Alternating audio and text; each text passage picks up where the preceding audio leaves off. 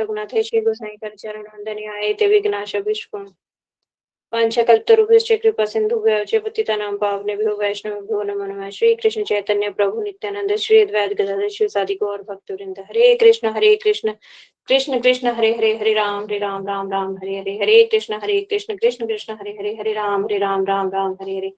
हरे कृष्ण कृष्ण कृष्ण हरे राम हरे हरे। सबसे पहले मैं अपने गुरुदेव के चरणों में अनंत कोटि दंडवत प्रणाम करती हूँ।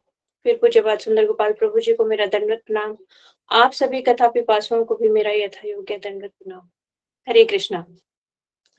हमने जो लास्ट क्लास छोड़ी थी, इस श्लोक पे छोड़ी थी, श्रवणम कीर्तनम विष्णु स्मरणम पाद सेवनम अर्चनम वंदनम दास्यम सख्यम आत्मनिवेदनम इति पुंसार्पिता विष्णु भक्तिश्च नवलक्षणा क्रियेत भगवद्वत्या तन्मय अधितम मूतमम तत्मने अधितम उत्तमम।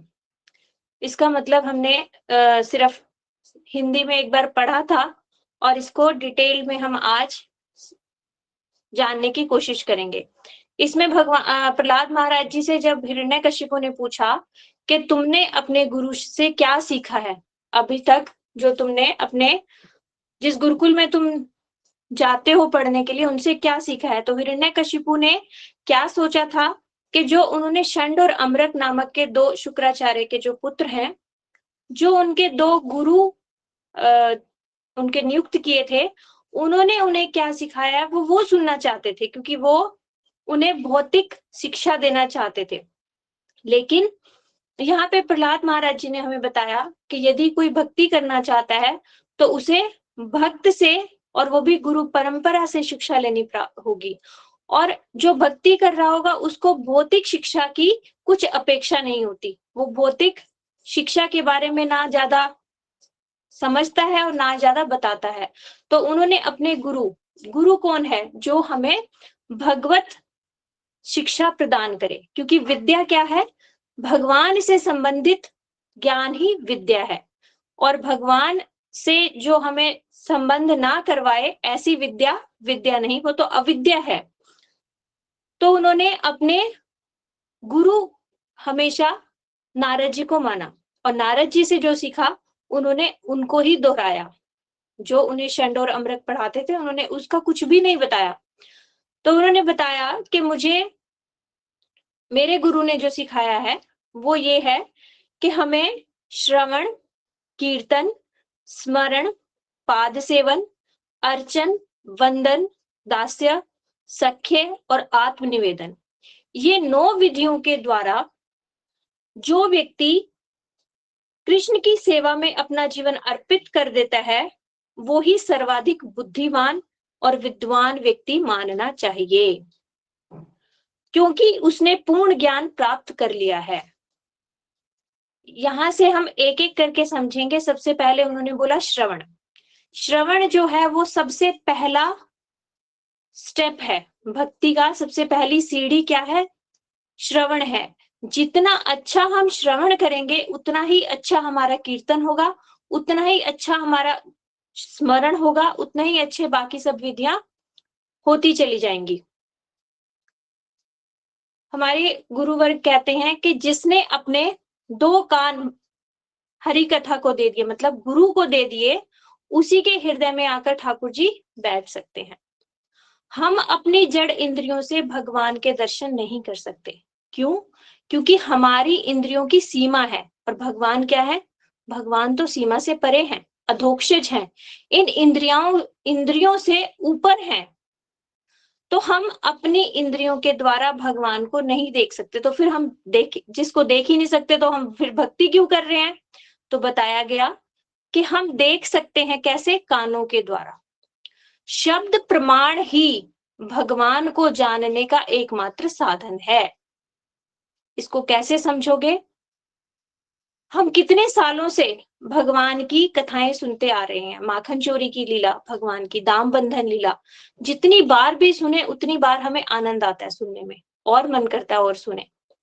और हम जो भगवान का नाम लेते हैं, हरे कृष्ण कृष्ण कृष्ण हरे हरे, हरे राम राम राम हरे हरे, या सीता राम राधे श्याम राम राम, कोई भी भगवान का जो हम नाम लेते हैं, उससे कभी हम थकते नहीं। हम मंत्र जप करते रहते हैं, माला करते रहते हैं, कभी ऐसा नहीं होता कि आज हम इस नाम से थक गए हैं, अब हमें ये नाम नहीं लेना, कुछ नया ट्राई करते हैं, ऐसा नहीं होता। जितना ज्यादा हम जप करते हैं किसी नाम का, उतना ज्यादा हमारी उसके अंदर निष्ठा बढ़ती है, उसके अंदर रुचि बढ़ती है। इससे क्या समझ आया कि ये नाम, ये साधारण नहीं है, ये जड़ नहीं है, ये चिन्मय है। क्योंकि रस चिन्मय में ही, चिन्मयता में ही आता है। इस संसार का नाम सुरेश, रमेश, कितने ही नाम हैं, वो कितनी बार आप बोल लोगे? थोड़ा सा बोलने के बाद हम थक जाते हैं और हमारा मन करता है कि हम इसे छोड़ दें, कुछ और करें। ये एक छोटा सा, बहुत साधारण सा एग्जाम्पल है जिसके द्वारा हम समझ सकते हैं कि भगवान का नाम ये जड़ नाम नहीं है। भगवान की कथाएं, भगवान का नाम, रूप, गुण और लीला। श्रवण मतलब क्या?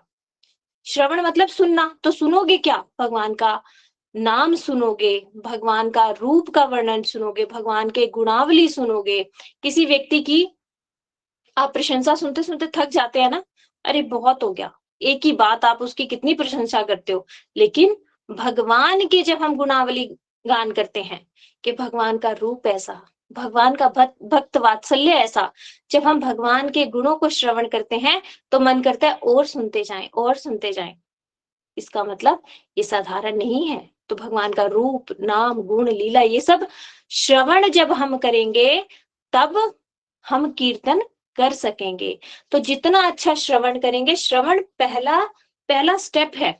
इस पे हमें बहुत अच्छे से फोकस होकर कंसंट्रेशन के साथ इसको भी अपनाना चाहिए। ऐसे ही नहीं कि बस हाँ चल रही है कथा, हमने ऑन कर लिया और चलते फिरते हम सुन लेंगे, नहीं। इसका एक एक शब्द ध्यान से सुनना चाहिए। क्यों? क्योंकि ये हमें भगवान के बारे में बता रहे हैं। हरि कथा मतलब क्या? भगवान की कथा। जैसे हमारा कोई बहुत निज जन, प्रिय जन होता है, उसके बारे में कहीं से हमें पता चल जाए कि अरे मेरा भाई या मेरा कोई मित्र वहां पर जा रहा है, वो ऐसे कर रहा है, तो हम कितने उत्सुक हो जाते हैं ना जानने के लिए, पूरे कान उधर दे देते हैं। अच्छा वहां पे वो क्या कर रहा होगा, कैसे कर रहा होगा। जब इस संसार के किसी निज जन के प्रति हम इतने उत्सुक होकर सुनते हैं, तो जो हमारे परमानेंट, हमारे अपने अपने हैं, जो सबसे ज्यादा हमारे अपने हैं, भगवान श्री कृष्ण, क्या उनकी कथा हमें ऐसे ही सुननी चाहिए चलते फिरते? उससे भी ज्यादा उत्साह के साथ और फोकस होकर सुननी चाहिए। क्यों? क्योंकि ये मेरे अपने, मेरे निज जन भगवान श्री कृष्ण की कथा है। उसको सुनना आदर पूर्वक और सेवा भाव से। प्रत्येक क्रिया भक्ति में सेवा सेवा होती है। प्रसाद भी खाया नहीं जाता, प्रसाद की सेवा होती है। प्रसाद की सेवा कैसे होगी? ये मेरे ठाकुर जी का अधरामृत है, इसको यदि मैं ग्रहण करूंगी तो भगवान को अच्छा लगेगा और मेरे भी जो है अनर्थ कल्मश सब दूर होंगे और मेरा भक्ति में उन्नति होगी। इसलिए मैं प्रसाद की सेवा कर रही हूं कि मेरे ठाकुर जी को कैसा इसमें स्वाद आया होगा। ये सोचते सोचते ही जब हम प्रसाद ग्रहण करते हैं तो प्रसाद की सेवा हो गई। और जब ये सोचते हुए हम ग्रहण करते हैं, वाह वाह आज तो बहुत स्वाद, आलू मटर बने हैं, मटर पनीर बनी है, गोभी बनी है, खीर बनी है, मेरी तो फेवरेट है खीर, तो वो प्रसाद ग्रहण करना भी भोग हो गया। तो भाव के ऊपर निर्भर करता है कि क्रिया सेम होगी। एक भक्त भी प्रसाद खाता आपको दिखेगा और एक अभक्त भी प्रसाद खाता दिखेगा, लेकिन भक्त उसकी सेवा कर रहा होगा और अभक्त उसका भोग कर रहा होगा। तो इसी तरह श्रवण, श्रवण करना भी एक सेवा है। ये भगवान ने इतने ग्रंथ किसके लिए लिख दिए? भगवान ने शास्त्र किसके लिए भेज दिए? भगवान ने साधु किसके लिए भेज दिए? मेरे लिए ही भेजे। यदि भगवान की हरि कथा मैं नहीं सुनूंगी तो शास्त्र किसके लिए? इसलिए ये सब मेरे लिए हैं, शास्त्रों के आदेश सब मेरे लिए हैं। भगवान ने जो साधु कोई भेजा है तो मेरे लिए भेजा है। मेरा कर्तव्य है उनकी मैं सेवा करूं। कैसे सेवा कर सकती हूँ? वो जब हरि कथा बोले तो उनको सुनूं। तो श्रवण सबसे महत्वपूर्ण अंग है, इस पे हमें बहुत ज्यादा ध्यान देकर सुनना चाहिए। श्रवण अगर हमारा सही हो गया तो आगे की क्रियाएं भी हमारी सही हो जाएंगी। ये 9 विधियां हैं जिनके द्वारा हम भगवान को प्राप्त कर सकते हैं। तो श्रवण करके किसने भगवान को प्राप्त कर लिया, किसने भक्ति प्राप्त कर ली, वो है परीक्षित महाराज। परीक्षित महाराज के पास केवल 7 दिन बचे थे। उन्होंने 7 दिन में सबसे पूछा कि क्या बेस्ट उपाय है जिससे मेरा उद्धार हो सकता है। तो वो सबने बताया श्रीमद् भागवत का श्रवण। तो वो बैठ गए, उन्होंने कुछ नहीं, यज्ञ नहीं किया, तपस्या नहीं करी, उन्होंने कुछ नहीं किया, केवल सुना। लेकिन कैसा सुना? 7 दिन में उद्धार हो सकता है, हमारा भी हो सकता है। इस पे कभी संशय नहीं करना कि हम तो कितना सुन रहे हैं, हो क्यों नहीं रहा, तो मतलब कुछ गड़बड़ है। कोई गड़बड़ नहीं, हमारी तरफ से कमी है। उन्होंने कैसे सुना? 7 दिन और 7 रात बिना कुछ खाए पिए, बिना कुछ हिले डुले, एकदम पूरा मन ठाकुर जी की कथाओं को देकर उन्होंने सुना, तब उनका उद्धार हो गया। तो श्रवण हमें भी प्रैक्टिस करनी चाहिए। अभी 7 दिन और 7 रात तो हम बैठ नहीं सकते बिना खाए पिए और बिना हिले डुले, तो कम से कम 1 घंटा हम स्टार्ट करते हैं, 1 घंटा हम ध्यान से बैठेंगे, बिल्कुल इस भाव से कि हम हरि कथा की सेवा कर रहे हैं, श्रवण की सेवा कर रहे हैं। तो श्रवण में सबसे जो उत्तम नाम आता है जिनका उद्धार हुआ, वो है परीक्षित जी। परीक्षित जी ने कथा सुनी और उनका उद्धार हुआ। फिर श्रवण के बाद आता है कीर्तन। कीर्तन में नाम आता है शुकदेव जी का। कीर्तन मतलब बजाकर ये गाना, गीत गाना, ये नहीं। कीर्तन मतलब दोहराना भी होता है। तो जो आप सुनो उसको दोहराओ भी। यदि हम उसका कीर्तन करेंगे, मतलब किसी और को सुना देंगे, तो हमारा भी लाभ और दूसरे का भी लाभ, हमें वो पक्का हो जाएगा। हमने एक बार सुना और एक बार किसी और को सुना दिया तो हमारा पक्का हो गया। तो कीर्तन भी जरूर करना चाहिए। जो भी आप श्रवण करो उसका कीर्तन करना चाहिए। और कीर्तन करने की क्या क्वालिफिकेशन है? कीर्तन करने की क्वालिफिकेशन है त्रिनादिपि सुनेचेन तरोरूपी सहिष्णुना अमानि न मान देन कीर्तनिया सदा हरि। कीर्तन किसका होगा? जो त्रिनादिपि सुनीच, मतलब तिनके से भी अपने आप को निम्न मानेगा। तिनके के ऊपर भी, तिनके से निम्न मानना मतलब क्या? जैसे तिनके पे हम पांव रखते हैं, घास के तिनके पे थे, और पांव उठाते वो तिनका वापस खड़ा हो जाता है। यानी उसके अंदर भी अभी अहंकार है कि मैं तिनका हूं, मैं कुछ हूं। एक बार दब गया, वापस खड़ा हो गया, मैं हूं, मेरी आइडेंटिटी है। त्रिनादिपि सुनीच मतलब तिनके से भी अपने आप को निम्न समझना। मतलब क्या? मतलब अपने को सारी आइडेंटिटी से मुक्त कर देना। मैं स्त्री हूं, मैं इसकी माँ हूं, मैं इस देश की वासी हूं, मैं एक प्रोफेसर हूं, मैं जो भी हमने इतनी सारी अपनी आइडेंटिटीज बना रखी हैं, इन सबको छोड़ देना। तो मैं क्या हूं? अपनी जो हमारी परमानेंट आइडेंटिटी है, जो हमेशा रहेगी और हमेशा है, वो है जीवेर स्वरूप है नित्य कृष्ण दास। हम क्या है? भगवान के दास हैं, क्योंकि हम जीवात्मा है। जीव किसका दास है? भगवान का दास है। तो इस आइडेंटिटी के साथ जब हम रहेंगे तो त्रिनादपि सुनिचेन अपने आप आ जाएगी। क्यों? दास कौन होता है? एक व्यक्ति एक दास को खरीद के लाया। पहले दास प्रथा होती थी ना, एक व्यक्ति एक दास को खरीद के लाया और घर में लाके उससे पूछा तेरा नाम क्या है? तो उसने बोला जो आप बोलो, जो आप पुकारो वही मेरा नाम। बोला अच्छा तू क्या खाएगा, कुछ खाएगा? तो बोला जो आप दे दो। बोला अच्छा तू रहेगा कहाँ, कहाँ तेरा अरेंजमेंट करूं? तो बोला जहां आप रख दो। तो उसने बोला अरे तेरा कुछ अपना भी है कि नहीं? तू बोल रहा है जो आप बोलो, जो आप दो, जो आप कहो। तो बोला मैं दास हूं। दास यदि कुछ अपनी इच्छा रखने लगे तो वो दास नहीं। आप मेरे स्वामी हैं, आपकी इच्छा ही आज से मेरी इच्छा है। तो वो जो खरीद के लाया था ना, उसका एकदम से, जिसे कहते हैं ना, बुद्धि में बात आ गई कि अरे मैं एक अपने आप को इसका स्वामी समझ रहा हूं, और मैं कितने साल इसका स्वामी हूं, है ना, कितने साल इसका भोग करूंगा। ये मेरे प्रति इतनी दासत्व की बुद्धि रख रहा है, जो हम सबके परमानेंट स्वामी हैं, भगवान कृष्ण, उनके प्रति हमें कैसी अपनी बुद्धि रखनी चाहिए, वो मुझे इसने सिखा दी।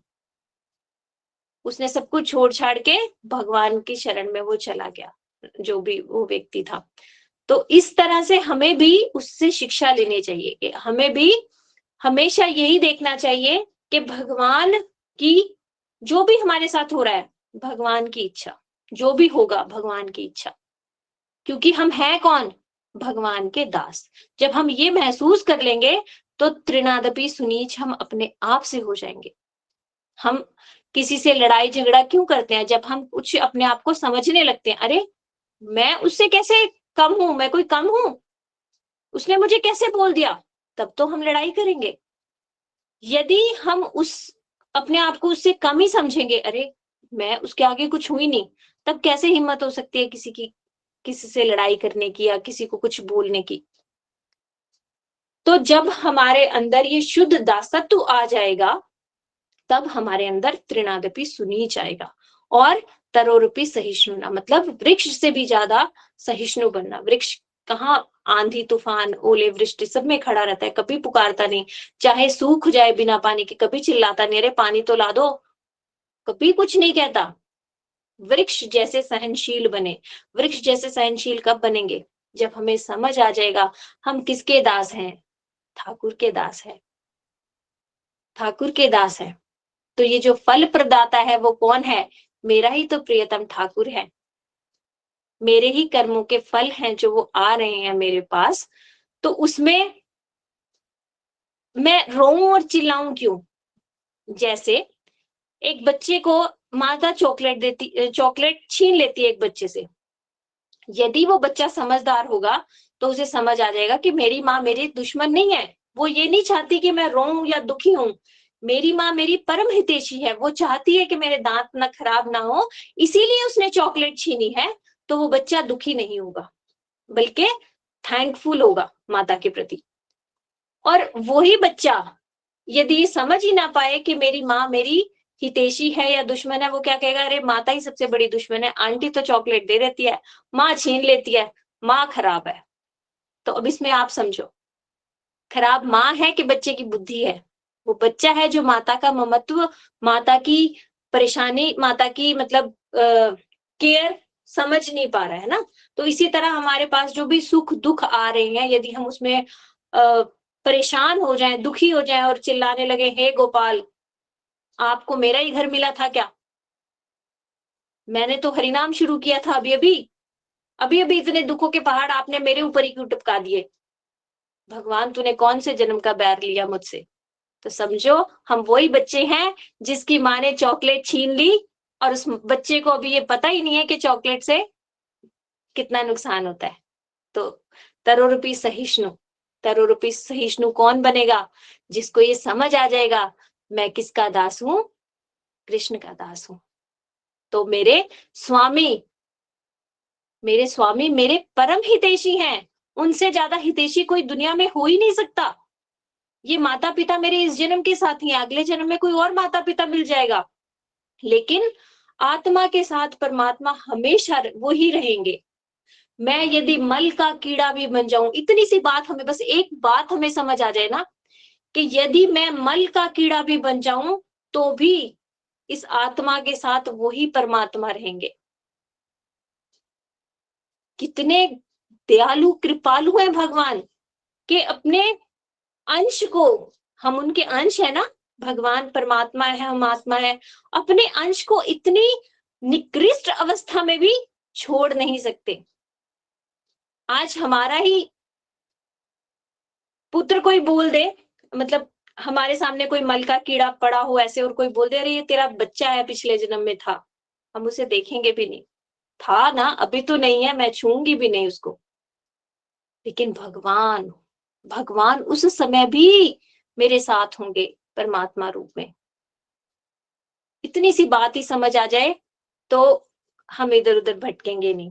फिर कीर्तन किसका होगा? त्रिनादपि सुनीचेन तरोरूपी सहिष्णुना अमानिना मान देना। और वो दूसरों को मान देगा और अपने आप को अमानी रहेगा। दूसरों से अपने को मान लेने की एक्सपेक्टेशन उसकी खत्म हो जाएगी और दूसरों को मान हमेशा देगा। कीर्तन यह सदा है, उसी का कीर्तन होगा। तो कीर्तन किसने किया? शुकदेव गोस्वामी ने। फिर आगे है स्मरण। स्मरण किसने किया? प्रहलाद जी ने। प्रहलाद जी ने कहीं पर देखा नहीं आपने कि वो यज्ञ कर रहे हैं, तपस्या कर रहे हैं। वो क्या करते थे? स्मरण करते थे, भगवान के नामों का स्मरण करते थे। उसमें विशेष रूप से मन को एकाग्र कर कर वो भगवत चिंतन करते थे। उसे उसे बोलते हैं स्मरण। यदि आप श्रवण करोगे और कीर्तन करोगे तभी स्मरण होगा। आप देख सकते हो कि आपको बातें कौन सी ज्यादा याद रहती हैं? जिनके बारे में आप बार बार बोलते हो, डिस्कस करते हो, जिनको सुनते हो, जिन जिन गानों को आप सुनते हो, वो गाने आपके, जिसे कहते हैं ना, सबकॉन्शियस माइंड में भी चलते रहते हैं, क्योंकि आपने बहुत सुना है ना उसको और गाया भी है, तो वो अपने आप स्मरण हो जाता है। तो इसी तरह स्मरण किसका अच्छा होगा? जो श्रवण करेगा, कीर्तन करेगा, तभी स्मरण होगा। तो स्मरण स्मरण कौन करता है? किसका आया है स्मरण में? प्रहलाद महाराज जी का। फिर है पाद सेवन। पाद सेवन मतलब चरणों की सेवा। तो चरणों की सेवा कौन करता है? चरणों की सेवा करती है लक्ष्मी जी। तो फिर हमारे लिए यहाँ पर कौन सी विधि दे दी? ये तो लक्ष्मी जी करती हैं। हम तो ठाकुर जी हमारे सामने बैठ नहीं सकते जो हम भी डेली उनके पाद सेवन कर दें। तो हमारे लिए क्या है पाद सेवन? धाम की परिक्रमा करना, और धाम की परिक्रमा करना, गंगा यमुना में स्नान करना, मंदिर की परिक्रमा करना, ये सब हमारा पाद सेवन में आ जाता है। और विग्रह के भी हम पाद सेवन कर सकते हैं। जैसे हम ठाकुर जी को रात को सुलाए तो उनके चरण दबाकर सुलाना, तो ये पाद सेवन हो गया। तो पाद सेवन किसने किया? लक्ष्मी जी ने। फिर आगे है अर्चन। अर्चन मतलब धूप दीप अगरबत्ती षोडश उपचार जिसको कहते हैं, उसके द्वारा भगवान का आरती करना। तो ये किसने किया था? ये पृथु महाराज जी हैं, जिन्होंने भगवान का अर्चन करके भगवान को प्राप्त किया था। कलयुग में अर्चन बहुत मुश्किल है, क्योंकि अर्चन के बहुत सारे नियम हैं, सेवा अपराध भी बहुत सारे होते हैं। भगवान के मंदिर में आप सिल्क का वस्त्र नहीं पहन कर जा सकते, कुछ कलर है वो कलर के वस्त्र नहीं पहन के जा सकते, और बिना नहाए नहीं जा सकते।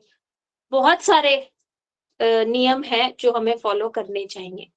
लेकिन हमारा शरीर कलयुगी जीव का इतना स्वस्थ नहीं है कि वो सारे नियम पालन कर सके, क्योंकि सर्दी में भी जैसे ऊपर एक कपड़ा लपेट के ऊन के कपड़े आप नहीं पहन सकते। ऐसे बहुत सारे रूल्स हैं जो हमें फॉलो करने चाहिए, लेकिन ऐसे अभी नहीं हो पाते। तो इसमें कहा गया है जितना संभव हो उतना प्रीति पूर्वक अर्चन करना चाहिए। बस हमें उसमें प्रीति ऐड कर देनी चाहिए। अगर हमसे बहुत सारी रूल्स रेगुलेशन फॉलो नहीं हो रहे हैं तो प्रीति के साथ तो हम कर ही सकते हैं।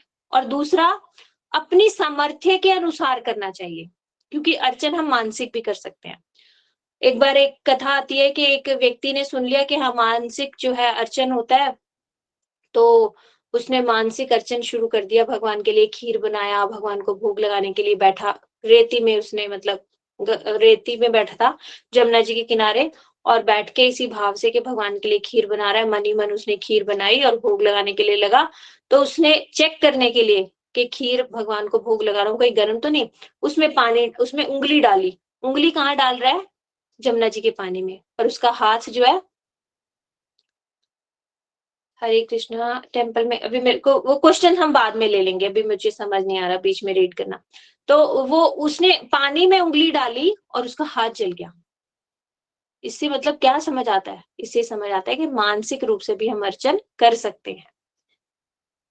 तो इस तरह से अर्चन में हमें जितना संभव हो सकता है अपने घर में जो विग्रह हैं उनको जैसे गर्मी के मौसम में ठंडाई पिलाना, शरबत पिलाना, पानी में जैसे बहुत ज्यादा गर्मी आ जाती है चंदन का लेप लगाना, और सर्दी में उनको गर्म वस्त्र पहनाना। ऐसे जितना सामर्थ्य है हमें उतना अर्चन में हमें ठाकुर जी की सेवा करनी चाहिए। और इसमें बहुत सारे जो है सेवा अपराध हैं। उनमें से एक है कि एक हाथ से ना हमें प्रणाम नहीं करना चाहिए। ये हम अक्सर बहुत सारे लोग करते हैं। कैसे?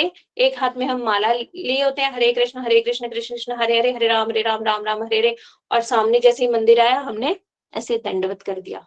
एक हाथ से किया ना, एक हाथ से प्रणाम करना अपराध है। तो उस समय क्या करें हम?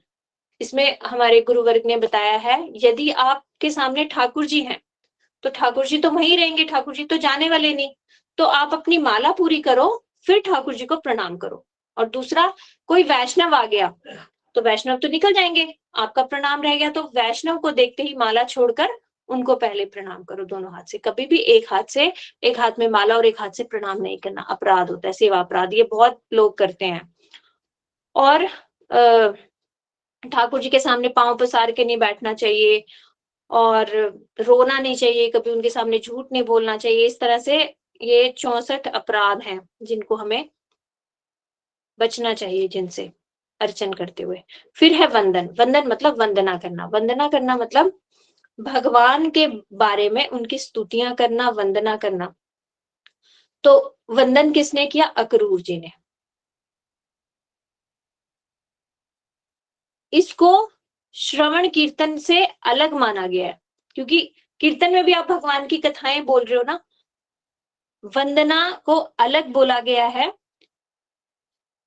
भगवान के दिव्य गुण और ऐश्वर्य असीम है। जो कोई विविध कार्यकलापों में भगवान के गुणों से प्रभावित होता है, वह भगवान की वंदना या स्तुति करता है। इस तरह वह सफल बनता है। भगवान के जिन गुणों से प्रभावित होकर हम उनका गुणगान करते हैं, उनको कहते हैं वंदना करना। जैसे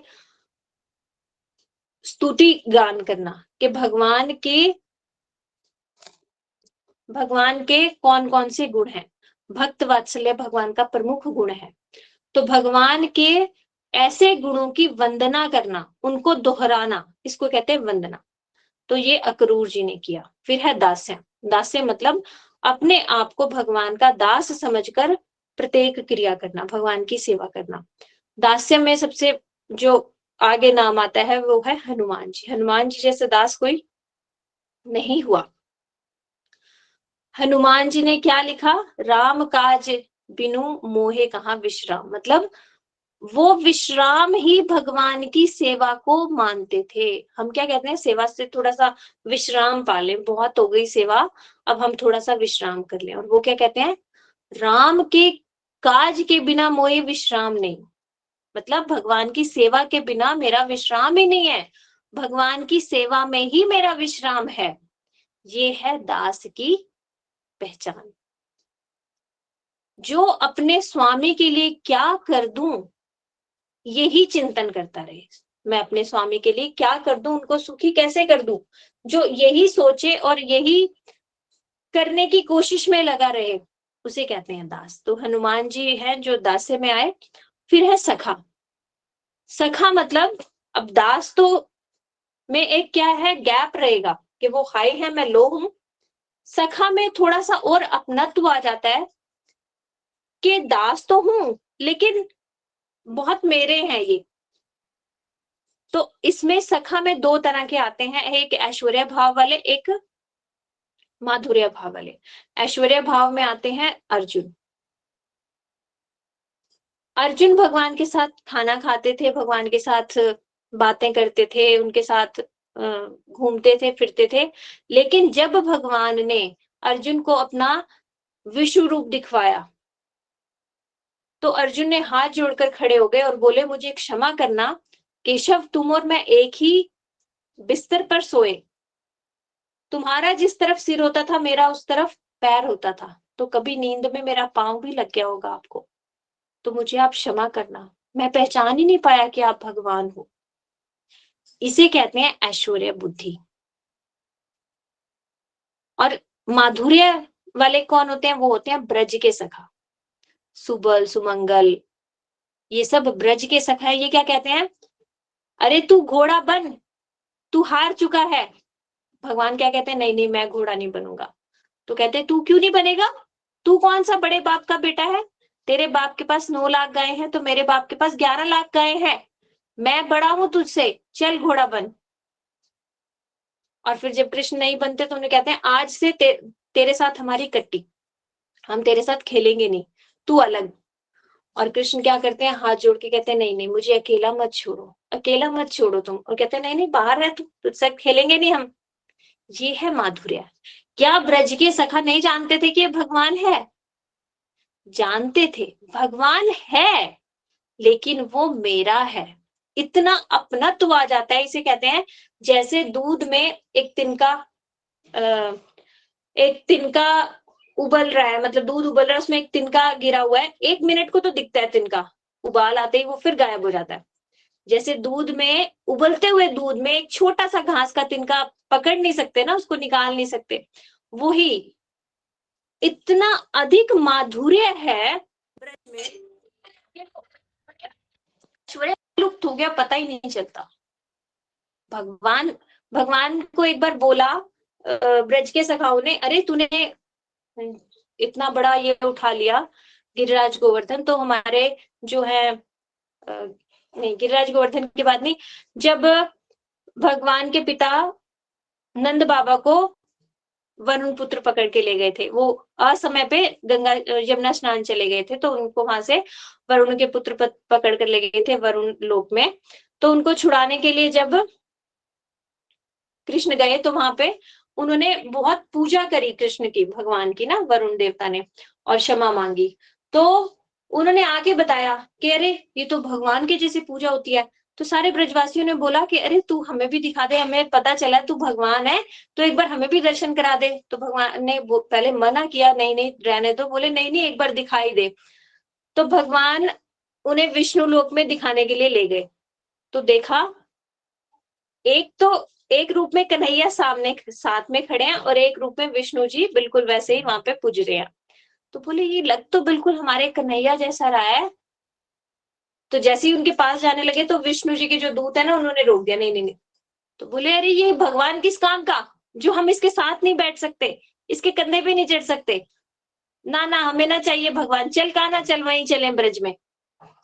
तो मतलब उन्हें पता है कि ये भगवान है, लेकिन फिर भी इतना अपनत्व कि भगवान होते हुए भी मेरे हैं। जब उन्होंने गिरिराज जी उठाया था तो यशोदा मैया ने क्या बोला, किसी ने बोला वाह तेरा लाला देख जरा कितना अद्भुत है, भगवान है ये तो, बिल्कुल इसने उठा लिया। बोली ना कोई भगवान ना, ये तो हमारे मक्खन का बल है, हमने इसे, तुम गोपियों ने तुम्हारे घर से जो इसने मक्खन खाया और मैंने जो इसे मक्खन खिलाया, उस मक्खन का बल है जो इसने गिरिराज जी उठा दिया। देखो ये है अपनत्व। तो सखा दो तरह के होते हैं, माधुर्यमय और ऐश्वर्य वाले। फिर है लास्ट में आत्मनिवेदन। आत्मनिवेदन हम दो तरह से समझ सकते हैं। शुरू में ये होता है शरीर से, मन से, बुद्धि से, और फिर आत्मा से। आत्मनिवेदन का मतलब तो आत्मा को निवेदन करना, लेकिन ये बहुत ऊपर की स्टेज है। शुरू में हमें अपनी बुद्धि को निवेदित करना है भगवान को, कि भगवान हम अपनी बुद्धि को आपकी शरण में दे रहे हैं, यानी जो भगवान की वाणी है उसको ही सुनना, उसको ही बोलना, उसका ही चिंतन करना। तो ये बुद्धि का आत्मनिवेदन हो गया एक किस्म से। शरीर का आत्मनिवेदन मतलब भगवान की सेवा के लिए हमें अपना शरीर नियुक्त रखना है। मन का मतलब मन से भी हमें भगवान के बारे में सोचना है, इस तरह से धीरे धीरे धीरे। और ये आत्मनिवेदन का जो बेस्ट एग्जाम्पल है वो है बलि महाराज। बलि महाराज ने किस तरह से अपने आप को आत्मनिवेदन किया ना भगवान के सामने, भगवान ने उनका सब कुछ छीन लिया। उसके बाद उन्होंने क्या कहा, दान देने वाला बड़ा कि दान बड़ा। बोले दान देने वाला, तो बोले मैं तो रह गया, अब तीसरा पैर किसके ऊपर रखो, मेरे ऊपर रखो। तो ये है आत्मनिवेदन, अपने आप को सरेंडर कर देना। जब तक हम ये सरेंडर नहीं करेंगे तब तक भक्ति स्टार्ट भी नहीं होगी, क्योंकि आत्मनिवेदन से भक्ति शुरू होती है। जैसे एक गाय कभी ये शोर नहीं मचाती कि मेरे लिए कहाँ से खाना आएगा, क्या करोगे, वो जिसको बेच दी जाती है वो उसके ऊपर फुली सरेंडर होती है, ये खिलाए तो खा लूंगी, नहीं तो भूखी रह जाऊंगी। और उसकी सेवा के लिए तत्पर, कि वो जैसे चाहे उसको रखे और उसका दूध यूज करे, चाहे जो मर्जी उसका गोबर से कुछ पैसा कमाए, जैसे मर्जी करे, लेकिन वो अपने लिए कुछ वो नहीं करती कि मुझे खाना कहाँ से मिलेगा, मेरी रक्षा कौन करेगा। वो उस पे निर्भर होती है पूरी तरह से। इसी तरह हमें भगवान पर फुल्ली सरेंडर होना है कि भगवान जो है वो मेरे स्वामी हैं, तो वो जहां चाहे रखे, जो चाहे दे दे मुझे। तो इस तरह से उन्होंने बताया। यहाँ से हमें समझना चाहिए कि भक्ति है क्या। अभी तक हमें भक्ति क्या समझ आती थी, जो ज्यादा बड़े बड़े तिलक लगाता है, बड़े बड़े बाल रख लेता है, जो ज्यादा त्यागी है, जो एक टाइम भोजन करता है, जो उल्टा लटक के आग में सिकाई कर रहा है, ऐसे हम सोचते थे वाह वाह कितना बड़ा भक्त है, देखो देखो कितना वैराग्य है इसके अंदर। लेकिन भक्ति कहाँ से नापनी चाहिए, भक्ति की डेफिनेशन क्या है, यहां से समझना चाहिए। अन्य अभिलाषिता शून्य ज्ञान कर्माद्य अनावृतम अनुकूल्यन कृष्णानुशीलनम भक्ति रुत्तमा। भक्ति क्या है, जिसमें कोई भी अभिलाषा ना हो। अभी जो हमने ये नाम सुने, प्रहलाद जी, परीक्षित जी, सुखदेव जी, इनमें से किसी के भी जीवन में आपने कोई अभिलाषा देखी है? प्रहलाद जी को कितने कष्ट थे, उन्होंने कभी भी भगवान से कहा हे भगवान आप बचा लो, दिन रात तो आपका नाम ले रहा हूं, मुझे ही फेंक रहे हैं ये उठा के, मुझे ही काट रहा है, मेरा पिता ही मार रहा है, दुष्ट पिता, इससे मुझे बचाओ, कभी नहीं कहा। तो जिसके अंदर अन्य अभिलाषिता का गुण आ जाए, मतलब भगवान के अलावा, भगवान की सेवा के अलावा उसके हृदय में कोई इच्छा ना हो, तो भक्ति है। दूसरा गुण ज्ञान कर्म आद्य अनावृतम, मतलब ज्ञान और कर्म से वो आवृत ना हो। ज्ञान और कर्म से कौन से? ज्ञान मतलब वो वाला ज्ञान जिसमें ये सिखाया जाता है कि आत्मा और परमात्मा एक है, आत्मा और परमात्मा मिलकर एक दिन एक हो जाएंगे। ये मायावादी ज्ञान नहीं होना चाहिए। तो कौन सा ज्ञान होना चाहिए? मैं जीवात्मा हूं, भगवान मेरे स्वामी है, मैं भी हमेशा रहूंगा और भगवान भी हमेशा रहेंगे। आत्मा भी चिन्मय है, सच्चित आनंद है, और परमात्मा भी सच्चित आनंद है। तो वो कैसे खत्म हो सकती है, एक कैसे हो सकते हैं? आत्मा भी हमेशा रहेगी, परमात्मा भी हमेशा रहेंगे, तभी तो उनके बीच का जो प्रेम है, जो सेवा है वो आएगी। यदि वो एक ही हो गए तो कौन किसकी सेवा करेगा, कौन किससे प्रेम करेगा, आनंद कैसे आएगा? इसलिए ये वाला ज्ञान कि आत्मा है हम और भगवान परमात्मा है और हम कौन है, भगवान के नित्य दास हैं, ये वाला ज्ञान होना ठीक है। और जो आत्मा और परमात्मा मिलकर एक हो जाती है, ये वाला ज्ञान नहीं होना चाहिए भक्ति में। और कर्म, कर्म कौन से कर्म? भगवान की सेवा के लिए जब हम कर्म योग करते हैं तो ठीक है।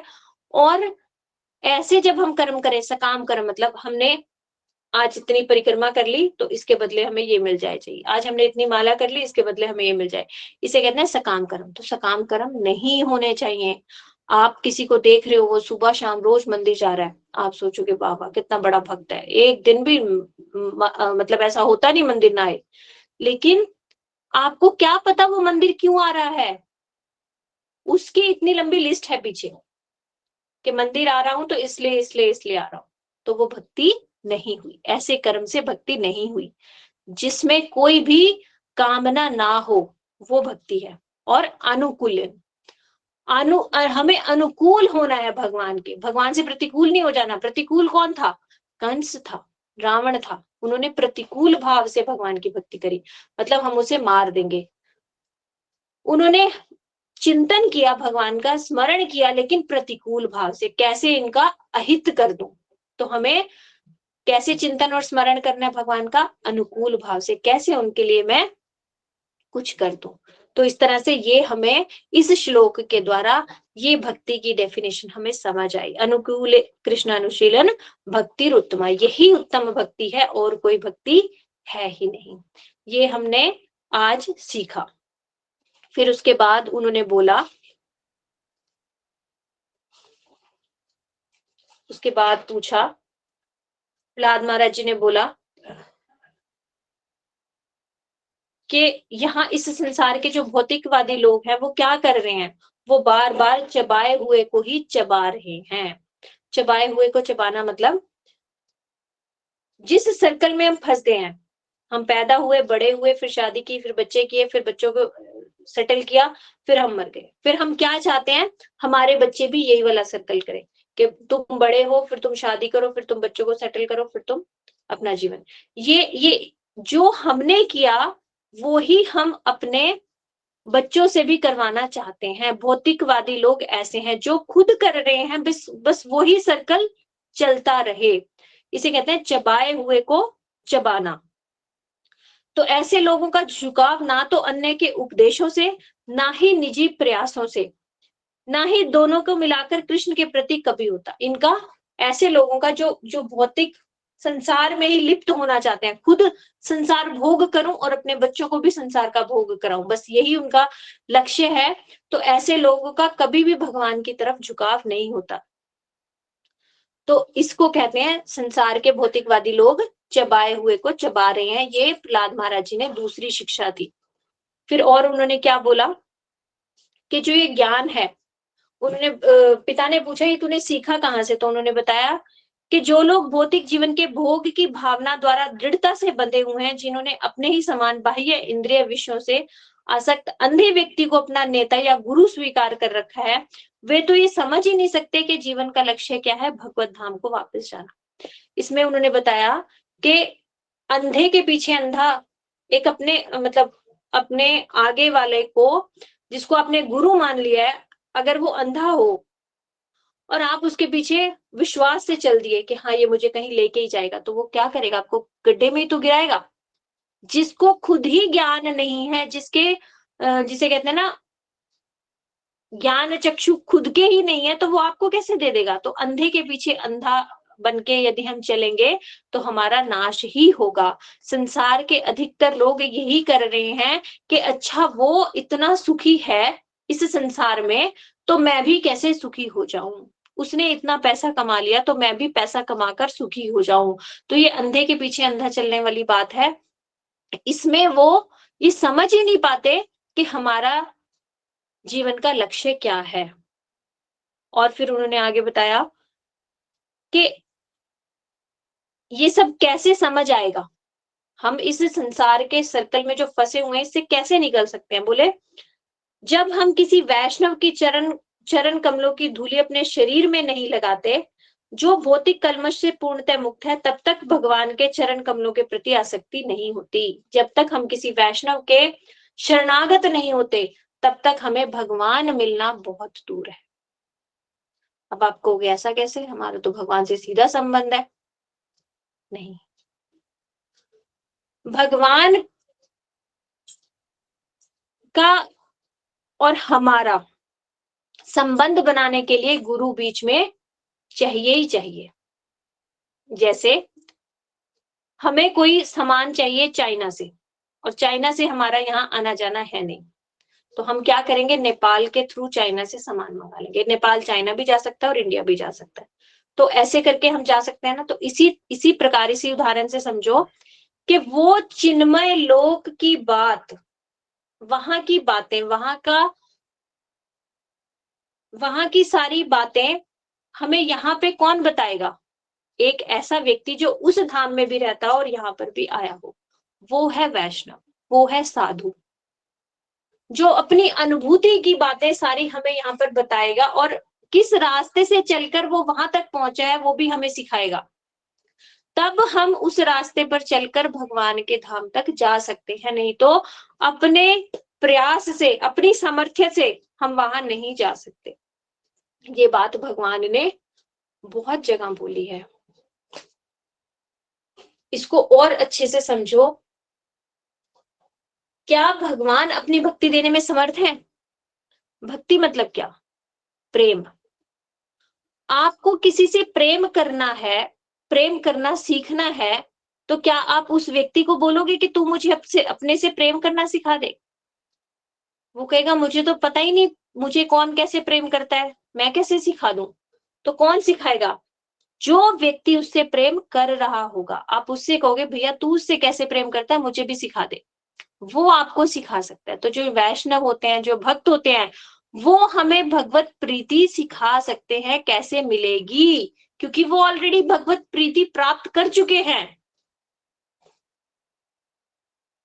और अच्छे से समझो, भगवान कहाँ होते हैं? भक्तों के हृदय में होते हैं। भगवान को ढूंढा कहीं जाएगा, भगवान अपने गोलोक में मिलेंगे, कोई कंफर्म नहीं, लेकिन भक्तों के हृदय में सदैव भगवान होंगे। क्यों होंगे? क्योंकि भक्त क्या कहते हैं, भगवान बैठो ना, आप आपकी थोड़ी सी चरण सेवा कर दूं, आप बैठो ना। तो जहां पर इतनी सेवा हो रही होगी, क्या कोई व्यक्ति उस स्थान को छोड़कर जा सकता है? तो भगवान भक्तों के हृदय में हमेशा रहते हैं। तो जब हम किसी भक्त के सामने जाते हैं, उसके शरणागत होते हैं, उससे हम प्रार्थना करते हैं कि मुझे भी भक्ति चाहिए, तो जो भगवान उस भक्त के हृदय में बैठे होंगे ना, वो वहीं से कृपा करेंगे और उस वैष्णव को कहेंगे कि हाँ, इसको तू ट्रेन कर दे, भक्ति कैसे की जाती है इसको तू सिखा दे। तो भगवान अपनी भक्ति स्वयं नहीं दे सकते, भगवान की भक्ति हमने कहीं से सीखनी है तो वो भक्तों के द्वारा ही सीखी जा सकती है। यहाँ से हमने ये सीखा। फिर आगे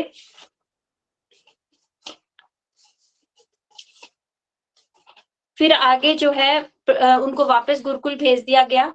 फिर उन्होंने जाकर अपने मित्रों के साथ, अपने सहपाठियों को, उनको बोला कि चलो हम मिलकर कीर्तन करते हैं, हरिनाम करते हैं।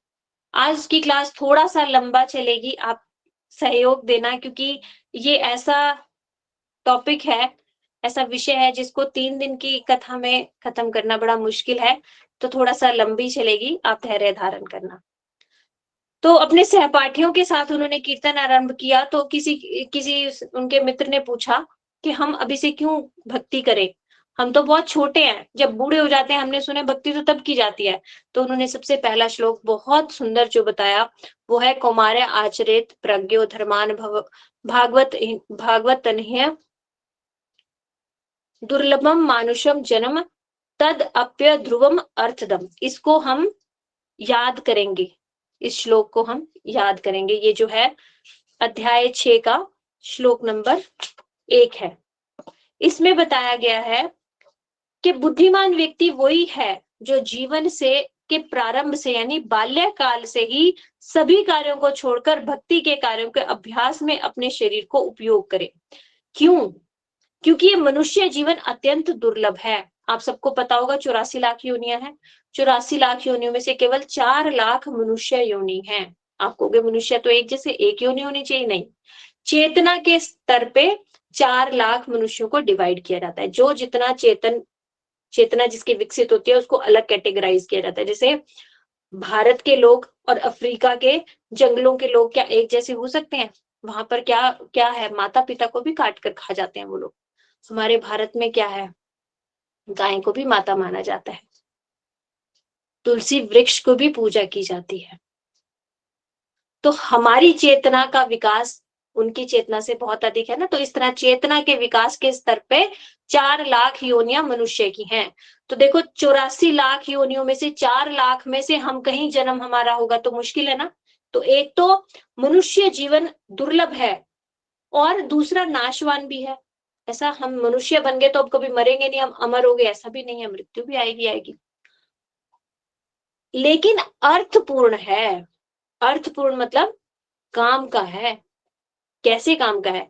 क्योंकि मनुष्य जीवन में ही भक्ति की जा सकती है। कोई मनुष्य ही है जिसके जीवा राम राम बोल सकती है।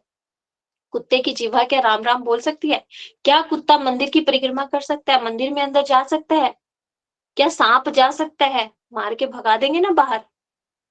सांप घुस भी गया कथा सुनने के लिए, सबसे पहले उसको मार के भगाएंगे। तो मनुष्य जीवन में ही भक्ति संपन्न की जा सकती है। यदि निष्ठा पूर्वक किंचित भी भक्ति की जाए तो पूर्ण सिद्धि प्राप्त हो सकती है। इसमें हमें ये समझना चाहिए कि जैसे हम खिले हुए पुष्प ही सुंदर लगते हैं, मुरझाए हुए पुष्प किसी काम के नहीं होते ना।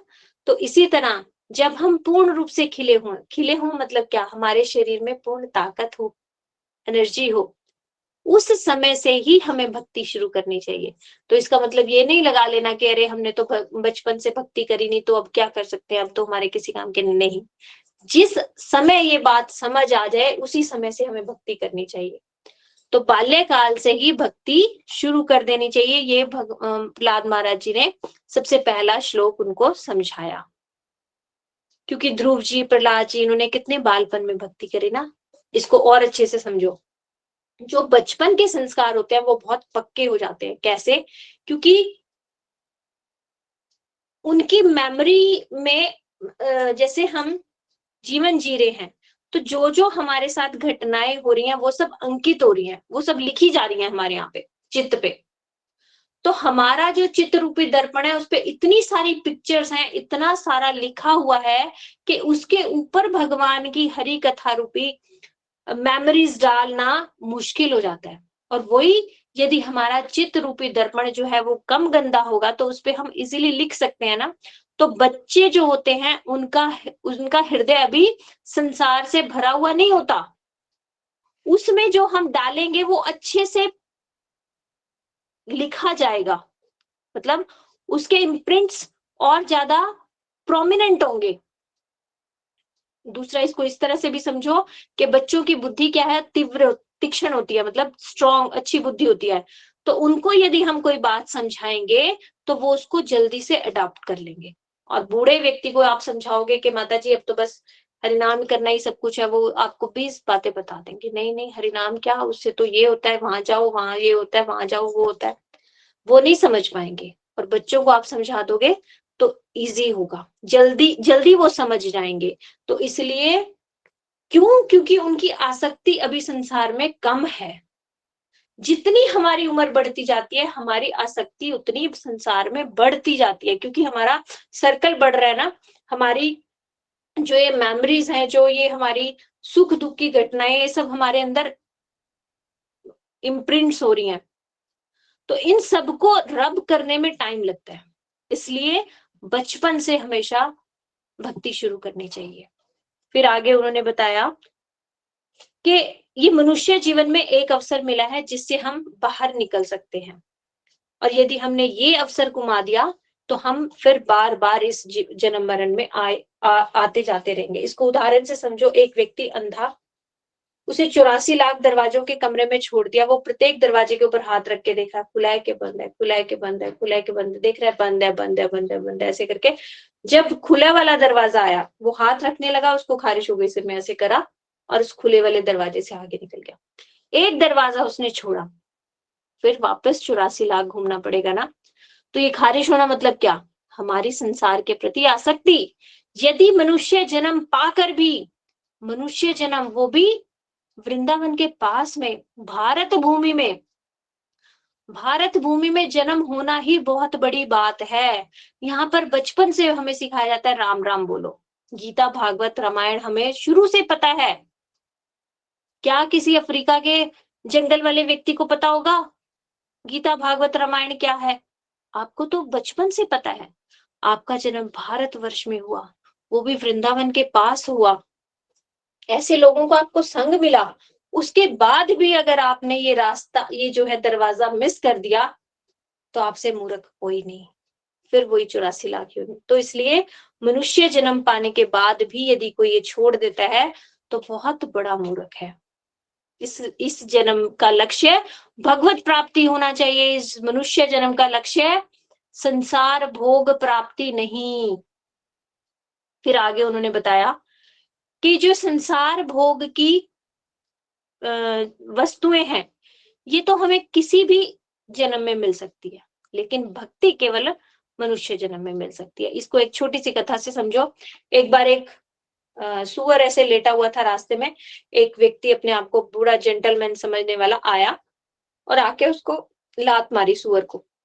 सुअर बोला, तूने मुझे क्यों मारा? तो बोला, अरे तू कितना निकृष्ट प्राणी, मैं कितना उन्नत, एकदम मतलब तेरे से मैं अच्छा हूं, तू तो निकृष्ट प्राणी है। तू मेरा रास्ता क्यों रोक रहा है, हट तू। तो सुअर बोला, अरे तू मुझसे उच्च है, मैं निकृष्ट हूँ, कैसे, किस बात में? बोला, मैं हर बात में तुझसे उच्च हूँ। तो बोला, कैसे? बोला, देखो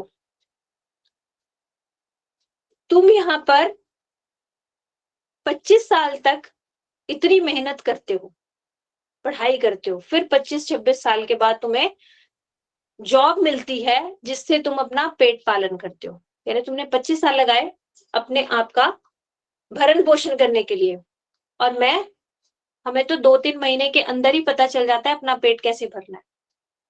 2-3 महीने के अंदर ही मेरे माता पिता ने छोड़ दिया, मैं इंडिपेंडेंट हो गया, मैं अपना खाना खुद ढूंढ लेता था कहीं से भी जाकर। तो मैं 3 महीने में सेल्फ डिपेंड हो रहा, तू 25 साल में। फिर बोला, फिर तुम लोग शादी करते हो, एक या ज्यादा से ज्यादा दो, दो नहीं तो एक ही पत्नी होती है तुम्हारी, और मेरी देखो यहाँ पे जितनी भी सुअरियां है ना, ये सब मेरी पत्नी है, तो इसमें भी मैं तुमसे ज्यादा, तुम्हारी एक पत्नी, मेरी यहाँ 10-12 पत्नियां। फिर बोले तुम्हारे बच्चे, बच्चे 3, 2, 1 या 2 मैक्सिमम, और मेरे यहाँ पे हर 6 महीने में 12-12 बच्चे हो जाते हैं, देखो कितनी लाइन लगी हुई है। और तुम उस बच्चे को बड़ा करने में अगेन अपने जीवन के 25 साल दे देते हो, 50 साल तक तुम्हारे बच्चे जाके सेटल होते हैं, और मैं हर दूसरे तीसरे महीने में बच्चे अपने सेटल कर देता हूँ, मेरे बच्चे भी सेल्फ डिपेंड बन जाते हैं 3 महीने के अंदर। तो तुम बताओ, तुम मुझसे किस बात में श्रेष्ठ हो? उस व्यक्ति का मुंह नीचा हो गया। यदि हम अपने जीवन का लक्ष्य यही मानेंगे, खाना पीना सोना और बच्चे पैदा करना, तो हमसे श्रेष्ठ पशु हैं। फिर उसने बोला कि तुम सोने के लिए कितने अरेंजमेंट्स करते हो अपने घर में, एसी लगाते हो, सुंदर डल्लब का गद्दा, ये वो, उसके बाद भी तुम्हें स्लीपिंग पिल्स खानी पड़ती है, और मैं यहाँ पे ये जो है कीचड़, उस पे तुमसे ज्यादा अच्छी नींद मुझे इस कीचड़ पे आ जाती है बिना कुछ अरेंजमेंट्स करे। तो तुम सुखी कि मैं सुखी? तो इससे ये समझना चाहिए कि ये यदि हमारा जीवन का लक्ष्य भौतिक सुख प्राप्त करना है, वो तो हमसे ज्यादा सुखी पशु हैं। तो हमें, हमारे और पशुओं के बीच में एक डिफरेंस है जो पशु नहीं कर सकते, वो क्या है? धर्म। हम केवल ये अपना जीवन का लक्ष्य क्या रख सकते हैं? भगवत प्राप्ति। ये केवल मनुष्य रख सकता है। तो ये जीवन की, यदि हम अपना पूरा जीवन संसार के सुख भोगने में ही व्यतीत कर दें कि मैं, अभी मेरे पास 2 व्हीलर है, 4 व्हीलर हो जाए तो मैं सुखी हो जाऊंगा, ये छोटा घर है बड़ा हो जाए तो मैं सुखी हो जाऊंगा, तो ये हमारे जीवन का लक्ष्य नहीं है। ये तो किसी भी योनि में मिल सकता है, लेकिन मनुष्य जन्म में केवल और केवल भक्ति कर सकते हैं। फिर उन्होंने आगे बताया कि ये जो है शरीर, मनुष्य शरीर मिला है, तो मनुष्य शरीर मिलकर हमारे पास टाइम कितना कम है। बोले मनुष्य की मैक्सिमम आयु जो मानी जाती है 100 साल की मानी जाती है।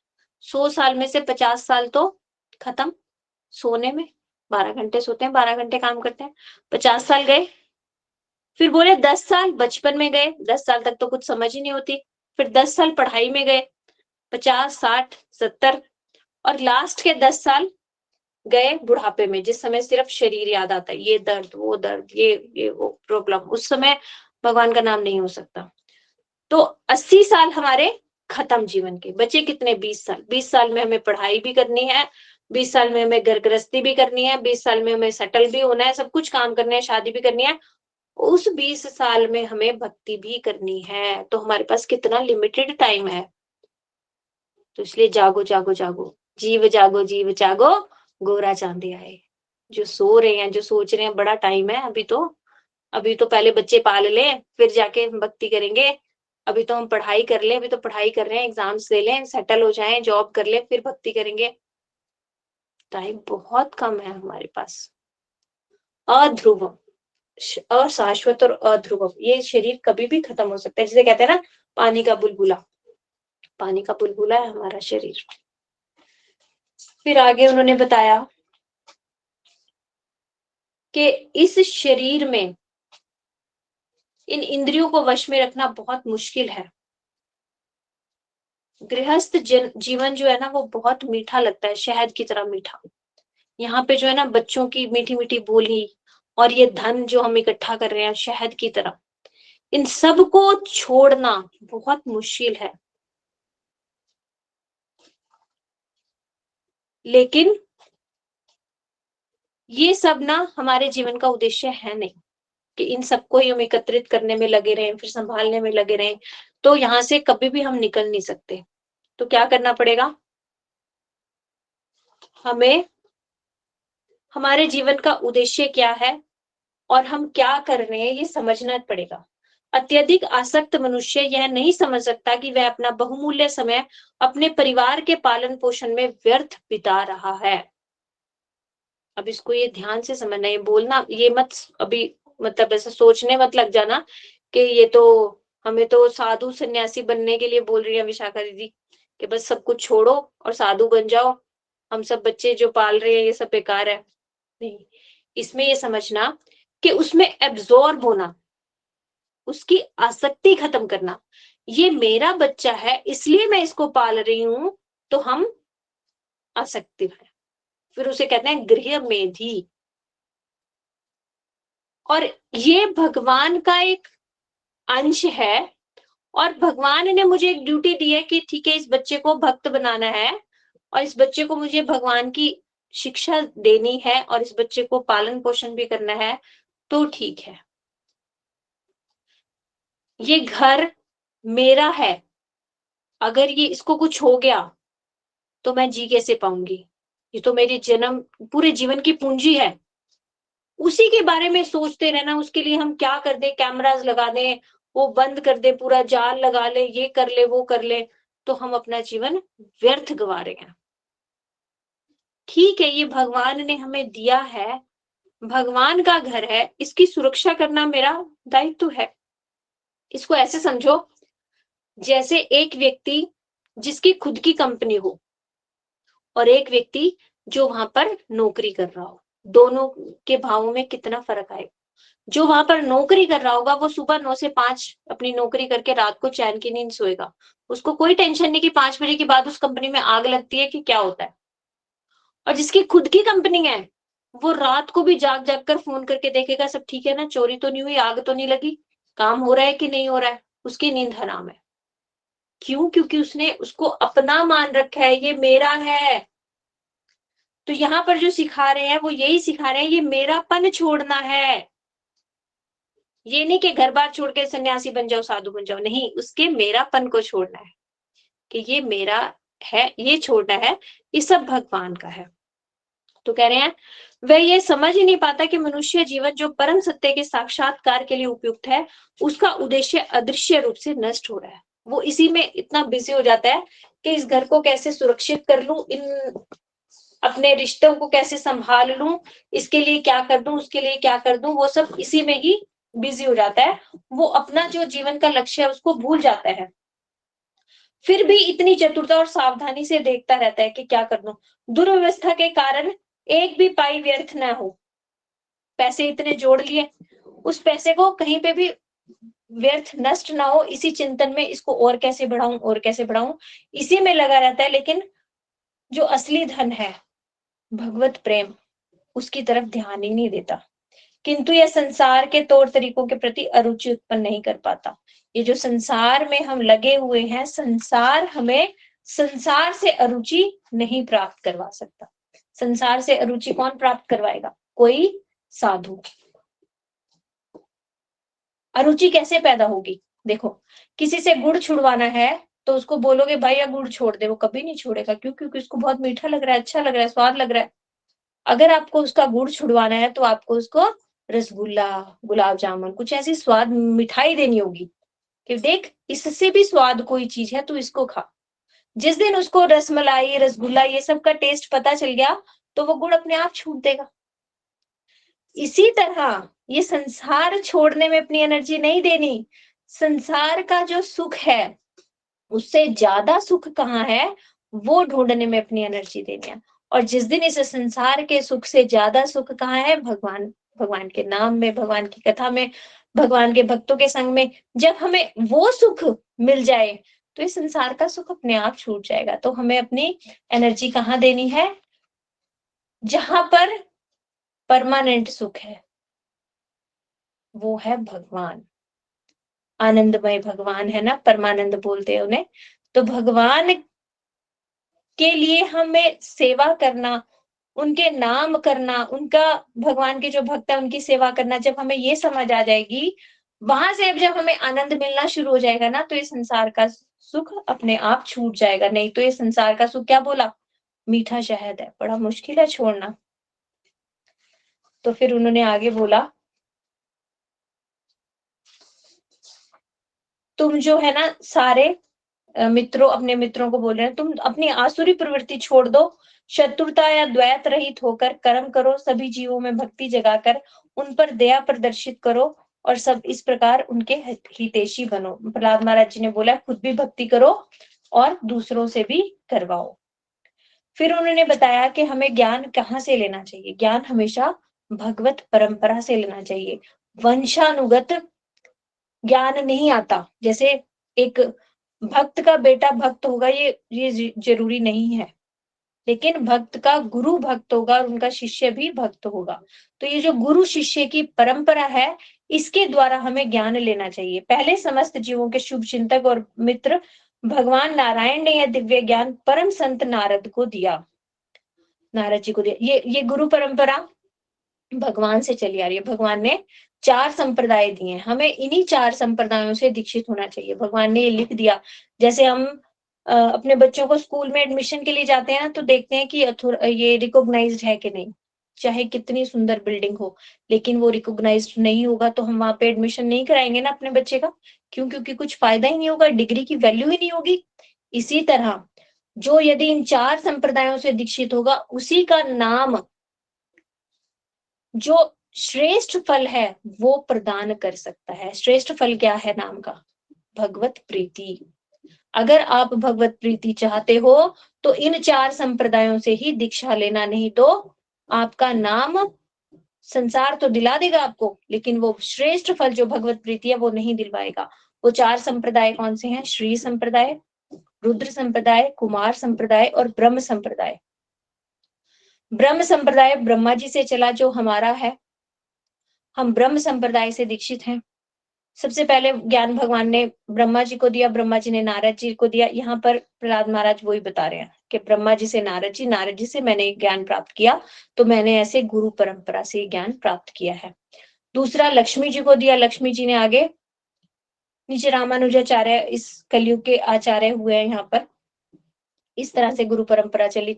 तीसरा जो 4 कुमार हैं, हाँ, गौड़ीय संप्रदाय मतलब ब्रह्म मध्य गौड़ीय संप्रदाय हमने आगे इसमें ये नाम ऐड किया। क्यों? क्योंकि गौड़ीय मतलब राधा पक्षीय लोग, और दूसरा इसको बंगाल में ज्यादा गुरुवर्ग हुए तो बंगाल को भी गौड़ देश कहते हैं, इस वजह से भी इसका साथ गौड़ीय लगा दिया इसमें। तो ब्रह्म मध्य गौड़ीय संप्रदाय में हम दीक्षित हैं और यहीं से गुरु परंपरा से हमने ये सब ज्ञान सीखा है, सुना है। तो श्री संप्रदाय, रुद्र संप्रदाय, रुद्र संप्रदाय मतलब शंकर जी को। कुमार संप्रदाय मतलब जो 4 कुमार हुए हैं, ब्रह्मा जी के 4 मानस पुत्र सनक सनंदन इत्यादि, इनको उन्होंने ज्ञान दिया भगवान ने। तो इस तरह से 4 लोगों को ज्ञान दिया। इन्हीं के संप्रदाय में नीचे नीचे नीचे नीचे आते आप यदि दीक्षित होगे और उनसे दीक्षित होकर यदि आप हरिनाम करोगे, भगवान को प्राप्त करने का साधन भजन करोगे, तो आपका मंत्र फलदायक होगा, नहीं तो निष्फल होगा। समझ लो वही रिकॉग्नाइज्ड स्कूल की डिग्री कुछ काम होगी और रिकॉग्नाइज्ड नहीं होगा तो वो डिग्री काम नहीं आएगी। ऊपर से कितना बड़ा आप देख लो, हाँ कितने बड़े इसके फॉलोअर्स हैं, कितने बड़े बड़े पंडाल प्रोग्राम होते हैं, क्या होता है, कितना देख लो। यदि उसके गुरु के गुरु के गुरु के गुरु ऊपर भगवान तक नहीं जुड़े हुए, गुरु परंपरा भगवान से लेकर यहाँ तक नहीं है, तो समझो रॉन्ग। क्यों? क्योंकि ये ज्ञान भगवत परंपरा, गुरु परंपरा से ही प्राप्त होता है। कोई ऐसा नहीं होता कि सडनली किसी को आ जाए ज्ञान और बस, ये नहीं। कितनी बार भगवान ने बोला कि गुरु के माध्यम से ही तो मुझे प्राप्त कर सकते हो। तो गुरु के गुरु के गुरु के गुरु, पूरा गुरु परंपरा आपको पता होनी चाहिए कहीं से आप दीक्षा ले रहे हो, इसलिए समझदारी से। फिर आगे उन्होंने बताया, यहाँ पर उन्होंने बोला कि उन्होंने प्रश्न पूछा कि तुझे ये सब ज्ञान कहाँ से आया? ना तो ये हमें ये जो हमारे टीचर हैं शेंडो और अमरक, इन्होंने सुनाया, ना तुम कहीं बाहर गए, तो तुम्हारे में ये ज्ञान आया कैसे? तब उन्होंने बताया कि ये सारा ज्ञान मैंने अपने माता के गर्भ में नारद जी से सीखा था। तो आगे उन्होंने गर्भ में क्या ज्ञान सीखा उसके बारे में बताते हैं। सारा आत्मज्ञान उन्होंने सीखा। उन्होंने बताया कि जिस प्रकार वृक्ष के फलों और फूलों के कालक्रम से 6 प्रकार के परिवर्तन, जन्म, अस्तित्व, वृद्धि, रूपांतर, क्षय और अंत में मृत्यु होते हैं, उसी प्रकार विभिन्न परिस्थितियों में आत्मा का जो भौतिक शरीर प्राप्त कर चुका है उसके भी परिवर्तन होते हैं। हम भी जन्मते हैं, फिर बढ़ते हैं, फिर एक स्टेज आ जाती है कि स्टेबल हो जाते हैं, बढ़ना रुक जाएगा। फिर हमारा जो है वो क्षय होना शुरू हो जाता है और क्षय होते-होते फिर मृत्यु होती है। इस तरह से ये लक्षण हमारे अंदर भी हैं, भौतिक शरीर के, हमारे आत्मा के नहीं। बोले, और उन्होंने क्या बोला कि ये जो बातें हैं ना, ये जो बातें मैं तुम्हें सुना रहा हूँ, ये तुम्हारे अंदर टिकेंगी कैसे? जितनी श्रद्धा तुम्हारे अंदर होगी, उतनी मात्रा में ये बातें टिकेंगी। भगवान की हरि कथा सुनने का एक जो मूल मंत्र है वो है श्रद्धा। श्रद्धा के साथ यदि हम हरि कथा सुनेंगे तो ये हमारे यहाँ पर टिकेगी, और यदि हम हमारे अंदर श्रद्धा ही नहीं होगी तो ये इस कान से सुनेंगे और इस कान से निकल जाएगी। तो हरि कथा सुनने का जो, जिसे कहते हैं एलिजिबिलिटी, वो है श्रद्धा। आप जिससे सुन रहे हो उसके प्रति श्रद्धा रख के, जिसकी हरि कथा सुन रहे हो उसके प्रति श्रद्धा रख के, प्रहलाद महाराज जी की हम ये कथा सुन रहे हैं तो प्रहलाद महाराज जी को श्रद्धा पूर्वक नमन करते हुए हम जब उनकी कथाएं सुनेंगे ना, तो ये सब बातें हमारे हृदय में टिकेंगी। फिर उन्होंने बताया कि मैं ये शरीर नहीं हूं, मैं आत्मा हूं, ये उन्होंने उसमें सीख लिया था। गर्भ में ये जो है ये सब आत्मज्ञान, ये हमने पहले एक क्लास में हम पढ़ चुके हैं, इसलिए यहाँ पर ज्यादा नहीं हम सुनेंगे। आत्मा का ज्ञान के कैसे हम शरीर नहीं है, हम आत्मा है, ये सब उन्होंने पहले ही सीखा। उन्होंने बोला कि एक आत्मा होती है, आत्मा के ऊपर दो आवरण होते हैं, एक सूक्ष्म शरीर और दूसरा स्थूल शरीर। स्थूल शरीर जो है उससे 5 कर्म इंद्रियां, 5 भौतिक इंद्रियां, 5 तन्मात्राएं, इस तरह से बन के मिलता है। 5 जो है अग्नि, वायु, आकाश, ये सब मिलके 24 भौतिक तत्व से एक आत्मा और दूसरा परमात्मा, 26 तत्वों से मिलके ये शरीर बनता है, ये जीवात्मा बनता है। आत्मा, परमात्मा और 24 तत्व उसके ऊपर, इस तरह से आत्मा का ज्ञान उन्होंने समझाया। फिर उन्होंने बताया कि बुद्धि के द्वारा आत्मा को नहीं समझा जा सकता। और संसार क्या है बताया। दूषित बुद्धि के कारण मनुष्य को प्रकृति के गुणों को सहना पड़ता है, इस प्रकार वह भवबंधन में पड़ जाता है। इस संसार को जिसका कारण अज्ञान है, उसी प्रकार अवांछित और नश्वर मानना चाहिए, जिस प्रकार सपनावस्था में मनुष्य को कोई कष्ट भोगता है। जैसे बोले संसार क्या है, जैसे सपना, सपने में एकदम हम सोचते हैं मार दिए हम किसी ने, ये उदय पसीना पसीना, जैसे आंख खुलती है, अरे कोई शेर नहीं, कोई हमें मार नहीं रहा। तो इसी तरह ये संसार क्या है, जब तक ये सपना है हमें ये डरावना लगता है, ये बहुत खुशी वाला लगता है, लेकिन जैसे ही हम जाग जाएंगे, मतलब जागना मतलब क्या, आत्मज्ञान होना, आत्मज्ञान जैसे ही हमें हो जाएगा, ये सब संसार का जो है चक्र अपने आप छूट जाएगा। इस तरह से उन्होंने संसार का बताया। और संसार कैसे छूटेगा बताया। बोले जिसे भगवान ने बताया है उसे सभी तरह से पूर्ण समझना चाहिए। यह विधि है कर्तव्य को संपन्न किया जाना चाहिए, जिसे परमेश्वर के प्रति प्रेम उत्पन्न हो। भौतिक जीवन से छूटने के लिए जितनी विधियां संस्तुत हैं, उनमें से वह एक जिसे स्वयं भगवान ने बताया है, वो क्या है, भक्ति। बोले संसार केवल और केवल भक्ति से छूटेगा, और प्रमाणिक गुरु को स्वीकार करके अत्यंत भक्ति और श्रद्धा से उनकी सेवा करनी चाहिए। उसके पास जो कुछ भी हो उसे गुरु को अर्पित करना चाहिए, और संत पुरुषों और भक्तों की संगति में भगवान की पूजा करनी चाहिए।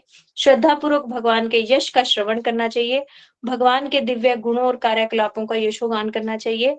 इस तरह से इस संसार से हम छूटकर हमारे जो जीवन का लक्ष्य है भगवत प्राप्ति, उसकी ओर हम बढ़ सकते हैं। तो आज का सेशन हम यहीं पे विश्राम करते हैं। आप में से किसी का कोई क्वेश्चन है तो 5 मिनट हम ले सकते हैं। वांछा कल्पतरुभ्यश्च कृपा सिंधुभ्यो च पतितनां पावनेभ्यो वैष्णवेभ्यो नमो नमः। आज का हमारा जो अगर सार हम समझे तो ये हमने समझा कि एक तो हमें जितना जल्दी हो सके हमें भगवत भक्ति शुरू करनी चाहिए बाल्यकाल से ही। दूसरा, इस संसार से यदि हम छूट सकते हैं तो वो केवल किसी वैष्णव के चरणाश्रय होकर ही हम इस संसार से छूट सकते हैं। और तीसरा, इस हमारे जीवन का लक्ष्य क्या है, भगवत प्राप्ति। ये संसार का सुख प्राप्त करना हमारे जीवन का लक्ष्य नहीं है। उसे कैसे प्राप्त किया जा सकता है? उसे किसी वैष्णव के चरणाश्रित होकर हम यदि भक्ति की ये जो 9 विधियां हैं इनको पालन करेंगे तो हमें जल्दी ही भगवत प्राप्ति की ओर अग्रसर होंगे। हरे कृष्णा। आपका कोई प्रश्न है तो आप पूछ सकते हैं। ऑलरेडी हम लोग बहुत लेट हो गए हैं। हरे कृष्णा भैया। हाँ बेटा बोलो। पार्थ प्रभु का एक क्वेश्चन था कमेंट्स में। हाँ क्या? कि जो सिल्क के कपड़े हैं वो विग्रह को भी पहनाए जाते हैं मंदिर में, तो सिल्क। हाँ, विग्रह पहन सकते हैं। जो पुजारी प्रभु होते हैं ना वो नहीं पहनते, क्योंकि सिल्क को कई जगह मना किया गया है। जैसे कई मंदिरों में पहनते भी हैं। ऐसा ये अलग अलग संप्रदाय का कुछ अलग भी हो सकता है। हमारे यहाँ पे नहीं पहने जाते सिल्क के कपड़े। वैष्णव संप्रदाय में कॉटन ही पहना जाता है। जैसे जगन्नाथपुरी में वहां के पंडाज आपको सिल्क की उसमें दिखेंगे। साउथ इंडिया के पंडित जो है वो सिल्क के उसमें दिखेंगे, और ठाकुर जी को तो पहनाते ही है। ठीक है। और भैया मेरा एक प्रश्न था। हाँ। मेरा ये प्रश्न था कि जो आपने बताया कि जो आत्मनिवेदन होता है वो स्तुति गान होता है, तो जो गजेंद्र जी हैं और कुंती जी की स्तुतियां हैं वो भी आत्मनिवेदन में आएंगी? हाँ, उन्होंने सरेंडर तो किया। हाँ, और भगवान के गुणों के गजेंद्र। बारे में भी बोला था, तो मुझे लगता है हाँ कि वो आत्मनिवेदन। हाँ, वंदना भी थी और आत्मनिवेदन था। गजेंद्र का आत्मनिवेदन आएगा, कुंती जी का आत्मनिवेदन नहीं मुझे समझ आ रहा। उन्होंने सॉरी, स्तुति की, वंदना में आएगी। मैंने वंदना ही पूछना था। हाँ, वंदना। वंदना आएगी। हाँ, उन्होंने वंदना तो की। भगवान के जो भी स्तुति, भगवान का जो भी गुण है उनका वर्णन करना मतलब वंदना करना। ठीक है। प्रवेश प्रभु जी का भी प्रश्न है। क्या? प्रभु जी आप अनम्यूट कर लीजिए एक बार। हरे हरे हरे हरे कृष्णा दीदी, धन्यवाद, हरे प्रणाम। कृष्णा प्रभु जी। राधे हाँ राधे प्रभु दीदी, जी। एक तो आपका धन्यवाद, बहुत सुंदर हरी कथा के लिए। दीदी ऐसा था, जब हम कथा सुनते हैं तो मन ना बार बार भाग जाता है, फिर मन को खींच के लाना पड़ता है। ठीक है। और दूसरा, एक बार मैंने कहीं सुना था, जैसे एक गुरु से किसी ने पूछा कि अगर आपके शिष्य से एक अपराध हो जाएगा तो क्या उसका त्याग कर दोगे? कह रहे नहीं, वो फिर भी बना रहेगा। दूसरी बार अपराध करे फिर भी बना, त्याग कर दोगे? उन्होंने कहा नहीं, बना रहेगा। उन्होंने बोला तीसरी बार कर दोगे अपराध फिर भी बना रहेगा? उन्होंने कहा हाँ, मैं त्याग नहीं करूंगा। अगर वो कथा उसने सुननी बंद कर दी, कथा में आना बंद कर दिया, तो मैं उसका त्याग कर दूंगा, क्योंकि कथा में आता रहेगा तो उसके सुधरने की संभावना है। अगर हमने कथा सुननी बंद कर दी फिर हमारे उद्धार की कोई संभावना नहीं है। कथा में हम आते रहेंगे, ध्यान पूर्वक श्रवण करते रहेंगे, तो हम एक दिन शुद्ध हो जाएंगे, हमारा उद्धार हो जाएगा। बिल्कुल बिल्कुल प्रभु जी, क्योंकि हम जुड़े हुए हैं ना भगवान से। यदि हमने छोड़ दी कथा तो हम भगवान से रिश्ता ही तोड़ लिया ना हमने। फिर कैसे कोई हाँ हमारा हाँ उद्धार कर सकता है? बिल्कुल। हाँ, क्योंकि मन ना ठीक है बार प्रभु। बार मन बार बार हमारा भाग जाता है, फिर उसको खींच के लाना पड़ता है। जब कथा सुन रहे होते हैं ना, मेरा मन बार बार भाग जाता है, फिर हाँ। मैं कहा मैं तो कथा सुन रहा हूँ, फिर कहाँ चला गया, फिर खींच के लाना पड़ता है मन को बार बार। ये तो करनी पड़ेगी जबरदस्ती, अभी तो अभ्यास करना है हमें ना। हाँ हाँ हाँ हाँ। ठीक है प्रभु जी, और किसी का? ठीक है बेटा, अब वो करें सेशन को विराम। जी हरे भैया, कृष्ण। और किसी वांछा का कल्पतरु प्रश्न? कृपा सिंधु पतितानां पावनेभ्यो वैष्णवेभ्यो नमः। हरे कृष्ण कृष्ण कृष्ण हरे हरे, हरे